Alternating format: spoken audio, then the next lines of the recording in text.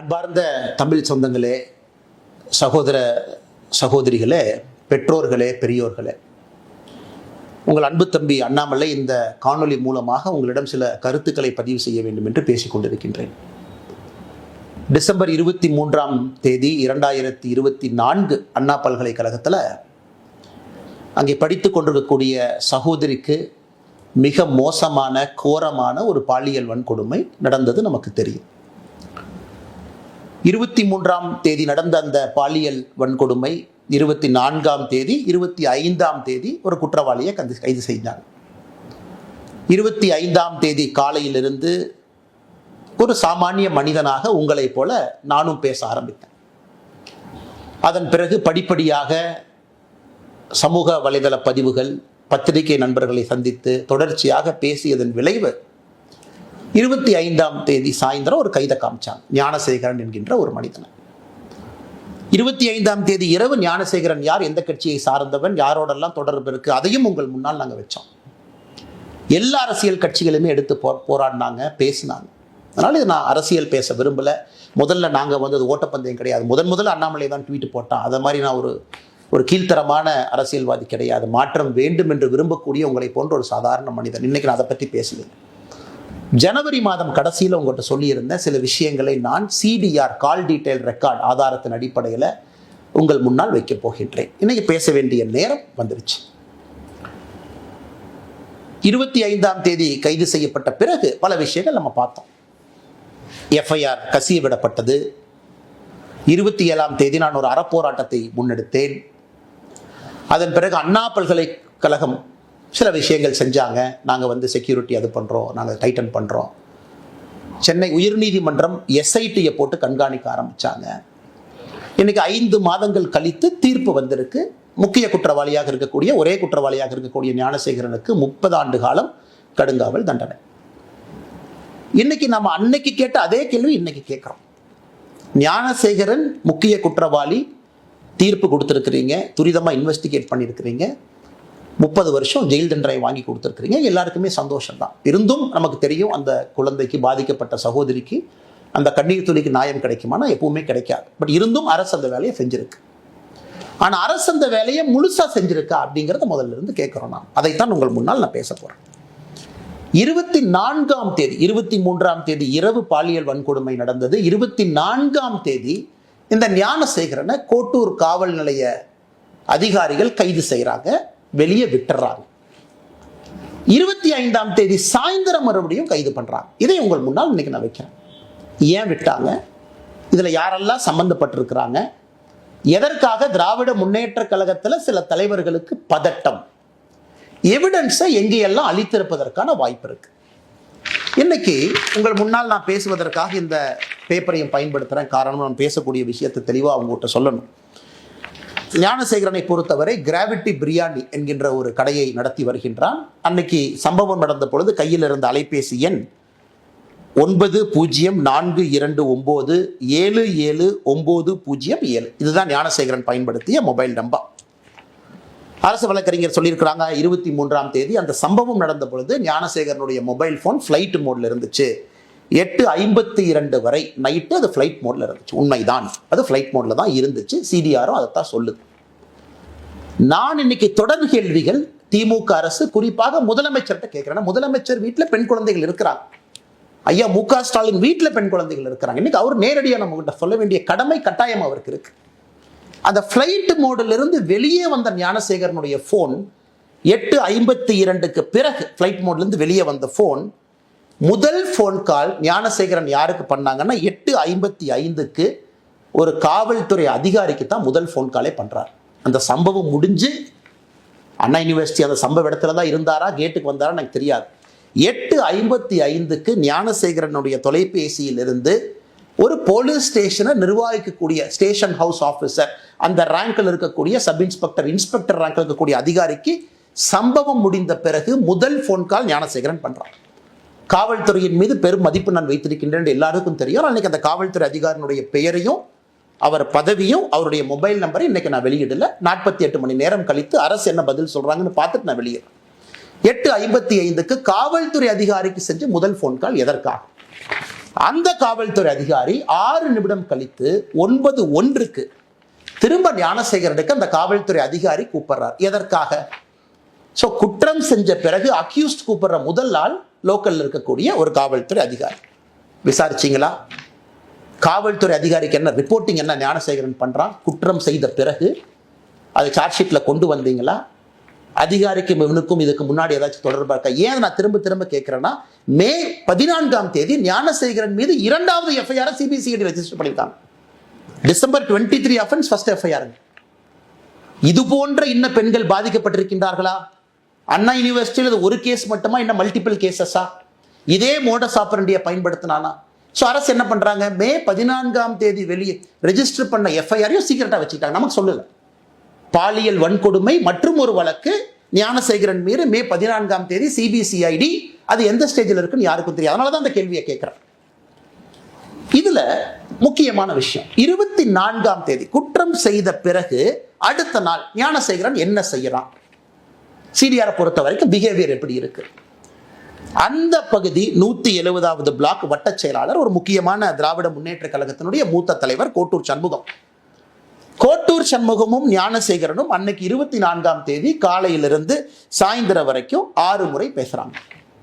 நீங்க கேட்கல, என்னங்க அரசியல் கட்சியில் 2 பேர் இருக்கிறாங்க, பேசலாம். இல்லைங்க, அதுக்கு முன்னாடி ஒரு வார பேட்டர்ன், அதுக்கப்புறம் ஒரு வாரம் இருக்கக்கூடிய பேட்டர்னை வச்சு நான் அனலைஸ் பண்ணி சொல்றேன். 24 காலை 7:27 முதல் கால் துவங்குது. 4:01 PM வரைக்கும், சாயந்தரம் 4 மணி 1 நிமிடம் வரை 5 முறை பேசுறாங்க 2 பேரும். அதன் பிறகுதான் ஞானசேகரன் போலீஸ் ஸ்டேஷனுக்கு கூட்டிட்டு போறாங்க, கோட்டூர் போலீஸ் ஸ்டேஷனுக்கு. ஒரு 4 மணி நேரம் பேசல. அந்த நேரத்தில் ஞானசேகரன் காவல் நிலையத்துக்குள்ள வச்சிருக்கணும். வெளியே வந்த பிறகு ஞானசேகரனும் கோட்டூர் சண்முகம் மறுபடியும் பேசுகிறார். ஸோ எதுக்கு கோட்டூர்புரம் காவல் நிலைய அதிகாரிகள் ஞானசேகரனை 24 போலீஸ் ஸ்டேஷன் எதுக்கு கூட்டிட்டு போனீங்க? எதுக்கு வெளியே விட்டீங்க? எவிடன்ஸ் அளிக்கவா? செல்போன் ரெக்கார்ட்ஸ் அளிக்கவா? இல்லை செல்போனில் இருக்கக்கூடிய வீடியோவை டெலீட் பண்ணவா? இல்லை அண்ணா யூனிவர்சிட்டியில் கேமரா ஒரு வேளை ஃபங்க்ஷன் ஆகி இருந்தால் அதெல்லாம் கழட்டி தூக்கி வீசவா? எதற்காக 24 கைது செய்யப்பட்ட ஞானசேகரன் கோட்டூர் போலீஸ் ஸ்டேஷன்ல இருந்து எதற்காக வெளியே விடப்பட்டார்? இந்த நேரத்தில் ரொம்ப முக்கியமான விஷயம், ஞானசேகரன் கோட்டூர் காவல் நிலையத்திலிருந்து வெளியே வந்த பிறகு நைட்டு 8:30 மணிக்கு மேல 24 இரவு தமிழகத்தினுடைய சுகாதாரத்துறை அமைச்சர் அண்ணன் மா சுப்பிரமணியம் அவர்களும் கோட்டூர் சண்முகமும் பேசுறாங்க.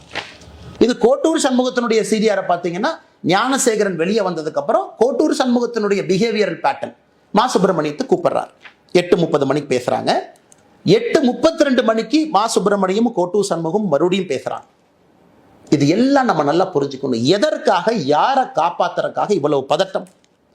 அண்ணா பல்கலைக்கழகத்தில் பணிபுரியக்கூடிய நடராஜன் ஒருத்தர், ஒரு முக்கியமான அதிகாரி, கேட் கண்ட்ரோல் அவர் கையில் இருக்கு.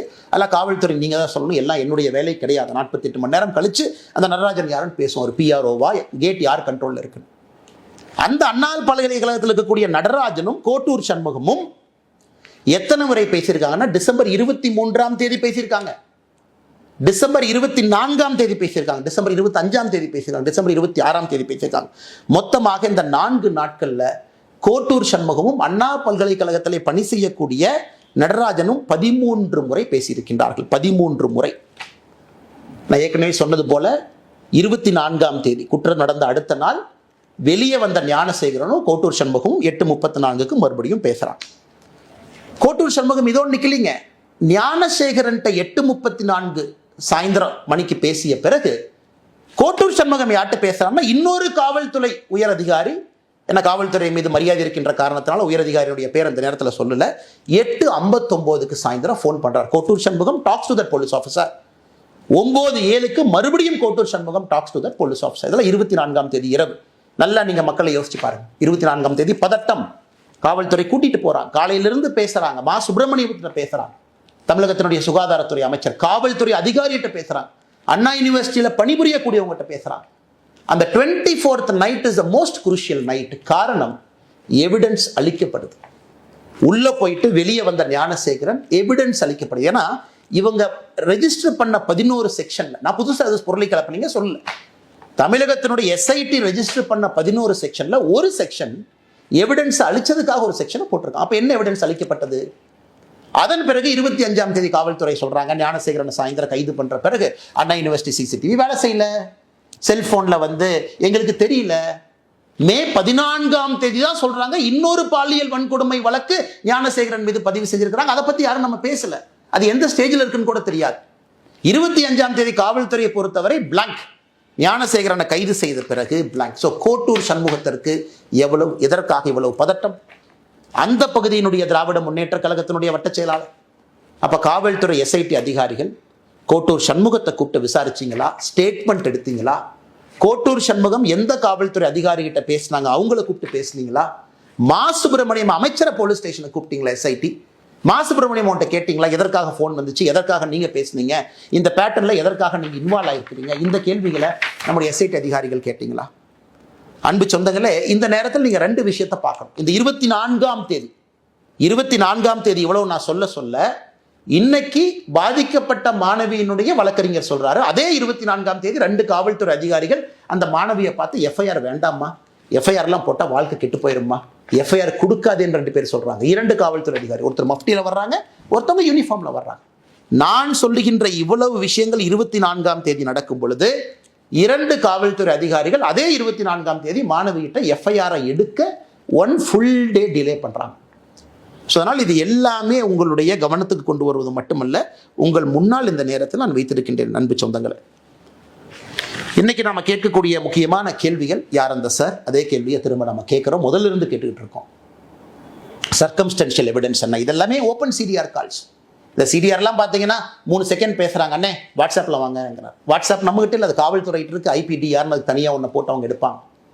ஸோ வாட்ஸ்அப்பில் என்ன பேசுனாங்க தெரியாது. நான் சொல்வதெல்லாம் நேரடியாக தொலைபேசியில் ஓப்பன் டாக் பேசியிருக்கக்கூடிய கால். ஐபிடிஆர் அக்சஸ் நம்மகிட்ட இல்லைங்க, அது காவல்துறையிட்டு இருக்கும். ஸோ யார் இன்டர்நெட் ஃபோன் கால் பண்ணது? சாதாரணமாகவே நம்மளே வாட்ஸ்அப்பில் தானே பேசுகிறோம். ஸோ எத்தனையோ கால் இதில் பார்த்தீங்கன்னா 3 செகண்ட் 4 செகண்ட் பேசின கால் என்ன, அண்ணே வணக்கண்ணே கொஞ்சம் வாட்ஸ்அப்பில் வாங்க. கோட்டூர் சண்முகம் விசாரிக்கப்பட வேண்டிய நபர். தமிழகத்தினுடைய சுகாதாரத்துறை அமைச்சர் மா சுப்பிரமணியம் விசாரிக்கப்பட வேண்டிய நபர். அந்த தெளிவை முதலமைச்சர் சொல்லாம எதுக்கு நாடகம் போடுறார்? முதலமைச்சராக ஒரு பக்கம், திராவிட முன்னேற்ற கழகத்தினுடைய தலைவராக இன்னொரு பக்கம் இருக்குல்ல. முதலமைச்சருக்கு 2 பொறுப்புகள், 2 பதவிகள் இருக்கு. கட்சி இன்வால்வ் ஆயிருக்கு, முதல்ல இருந்து இன்வால்வ் ஆயிருக்கு, காவல்துறை அதிகாரிகள் இன்வால்வ் ஆயிருக்கிறாங்க. இவ்வளவு விஷயங்கள் நடந்திருக்கு, இவ்வளவு தொலைபேசி அழைப்புகள். நீங்க கேட்கலாம், இல்ல அண்ணாமலை என்ன நீங்க சும்மா சொல்றீங்க? சரி, கோட்டூர் சண்முகம் அவர்களும் மா சுப்பிரமணியம் அவங்களும் டெய்லி பேசிக்கிறாங்களா? டெய்லி பேசிக்கிறாங்கன்னா, நான் சொன்ன 24ஆம் தேதியை 2 முறை பேசிக்கிட்டாங்க. அதன் பிறகு 6 நாட்கள் அவங்க பேசிக்கொள்ளவே இல்லை. இவங்க டெய்லி பேசுற ஆட்கள் கிடையாது. 24ஆம் தேதி பேசிய பிறகு இவங்க திரும்ப பேசினாங்களான்னு ரெக்கார்ட் எடுத்து பார்த்தீங்கன்னா 6 நாட்கள் இவங்க பேசல. அதனால் 24ஆம் தேதி பல விஷயங்கள் நடந்திருக்கிறது. அங்கதான் யார் அந்த சார் ஒளிஞ்சிருக்கிறார். அதனால் இது தொடரும். இன்னைக்கு நான் ஏற்கனவே சொன்ன, எதற்கும் பயப்பட போவது கிடையாது. ஒரு விஷயத்தை நான் சொன்னேன், அதனை கையில எடுத்திருக்கேன், உடும்பு புடியாக பிடித்து கடைசி வரை போக போறேன். நான் சாட்டையால் அடித்துக் கொண்டது அண்ணா பல்கலைக்கழக மாணவியினுடைய சகோதரனாக. எனக்கு ஒரு சகோதரி, அந்த சகோதரிக்கு ஒரு சகோதரன் இருந்தா 2 பேருக்கும் என்ன வலி ஏற்பட்டிருக்குமோ அதைத்தான் நான் செஞ்சேன். அதனால் தொடர்ந்து கேள்விகள் கேட்போம். இதை நம்ம விட போறதில்லை. இதுக்கும் அவங்க சொல்லுவாங்க இப்படி அப்படிமாங்க. அடுத்து நான் 48 மணி நேரம் கழித்து மறுபடியும் அடுத்த விஷயத்தோடு பேசுவோம். அதனால் முதலமைச்சர் அவர்களே பதில் சொல்லுங்க. இத்தனை பேர் இவ்வளவு குழப்பத்துல ஒரே ஒருத்தர் மட்டும்தான் அக்யூஸ்ட், எங்களுக்கு வேற யாரும் தெரியாது. இந்த ஆள் அவ்வளவு தைரியமா அண்ணா பல்கலைக்கழகத்துக்குள்ள இடத்தை செலக்ட் பண்றான், இந்த இடம்னு தெரியுது, அந்த இடத்த ரெடியா உட்கார்ந்து இருக்கான். அப்படின்னா இதுக்கு முன்னாடி அவன் குற்றமே எங்க செய்யலீங்களா? இது யாராச்சும் நம்புவாங்களா? அவ்வளவு பக்காவா ஸ்கெட்ச் போட்டு எஃப்ஐஆர் படிக்கும் போதே தெரியுது அந்த இடத்துல இருக்கக்கூடிய நபர் வேற எந்த தாக்குதலையும் ஈடுபடவில்லை. அப்ப மே 14ஆம் தேதி போட்ட வழக்கு என்ன சார்? யார் இந்த விக்டிம்? அண்ணா பல்கலைக்கழக மாணவி விக்டிமா, இல்லை இதே ஞானசேகரன் இன்னொரு இடத்துல இருந்தாரா? அதனால் கேள்விகள் தொடர்ந்து கேட்போம்.